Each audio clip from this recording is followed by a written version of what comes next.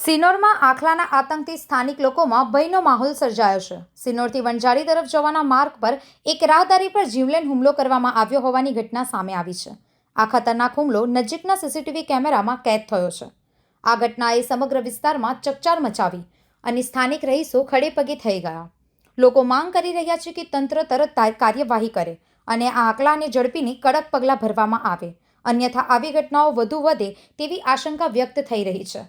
આ જીવલેણ હુમલા બાદ લોકોમાં રોષની લાગણી પણ જોવા મળી રહી છે। તો આજ રોજ હું મારી ઓફિસે જતો હતો એ ટાઈમે સવારની અંદર સલીમભાઈ મંસૂરીએ જે માછીવાડ કુમારવાડાનો રસ્તો છે ત્યાં આગળમાં હું આગળ ચાલતો હતો, મારી પાછળ આવીને આખલાએ મને ઉચકીને ફેંકી દીધો અને જેથી મને હાથ અને પગમાં તેમજ માથાના ઉપર ઈજાઓ થયેલી છે। જેથી આ દૂષણ બંધ થાય અને અટકાવવા માટે કોઈ પ્રયત્ન કરજો। મને તો વાગ્યું છે પણ બીજાને કોઈને વાગે ના, એની તકેદારી માટે કોઈ યોગ્ય તે પગલાં લેવા વિનંતી છે। સિનોરથી મેહુલ પટેલ, B1 ન્યૂઝ, વડોદરા।